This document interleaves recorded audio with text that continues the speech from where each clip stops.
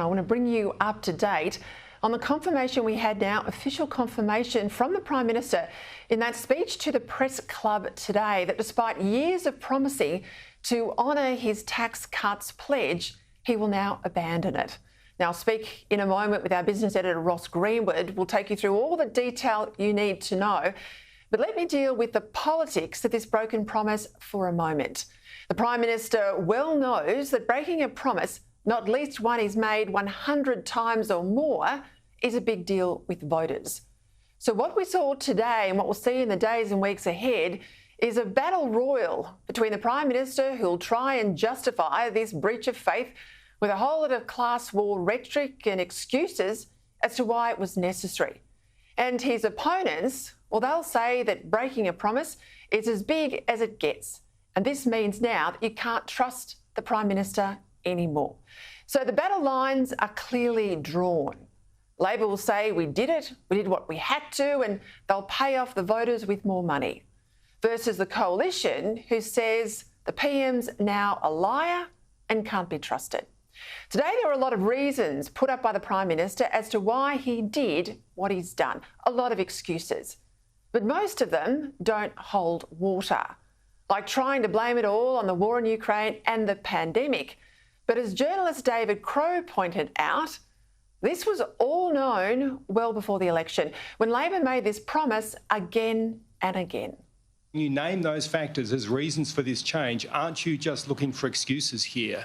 Why didn't you level with voters at the election in May 2022? It was the right thing to do. It was a response to the changed economic circumstances which are there. Even at a cost to your personal integrity then? And how about this line from the Prime Minister, trying to claim he only made the decision to break this tax promise on Tuesday? You said, we're committed to that. Do you accept that this was a lie? And why should Australians trust that you won't lie to them again?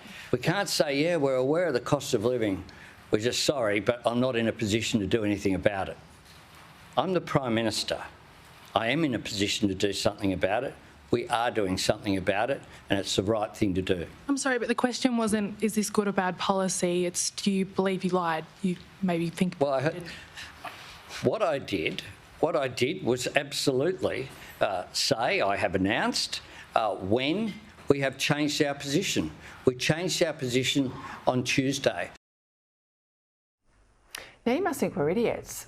How does he explain this ad, already out this morning from the Labor Party, trying to justify the broken tax promise?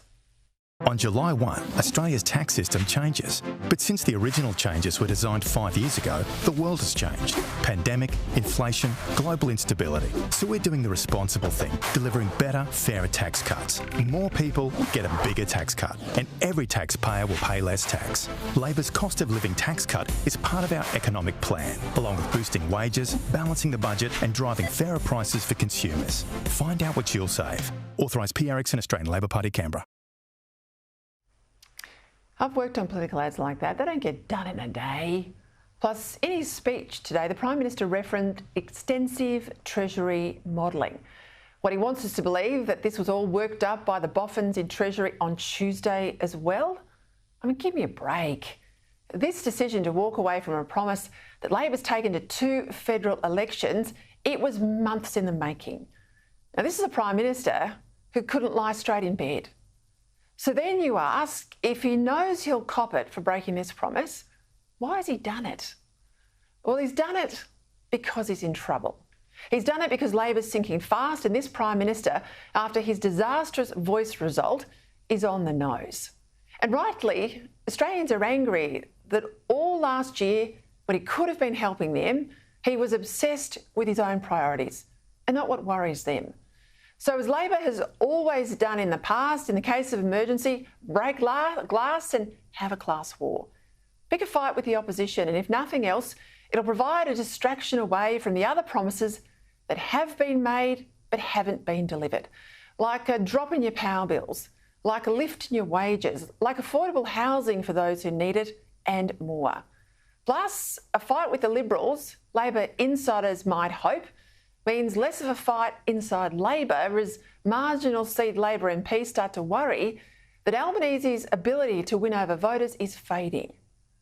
This is the same leader, let's not forget, who fronted those marginal seat holders in caucus week after week last year and told them, trust me on the voice, just trust me. I'll get this over the line, he said. Dutton will be damaged out of this, said Albanese, not us. Instead, the opposite was true. Today's broken promise was as much driven by the pollsters and bad polling as it was about policy. And it's one hell of a gamble for a PM to make after a very bad year last year on The Voice. Now, I'll leave the last word here to former Labor leader Mark Latham, who said this of his then colleague Anthony Albanese in his best-selling book, The Latham Diaries. Simon Crean calls him a habitual liar, and I think that's right. Now, that's a tough assessment from those who knew him best, but it would seem this leopard hasn't changed his spots.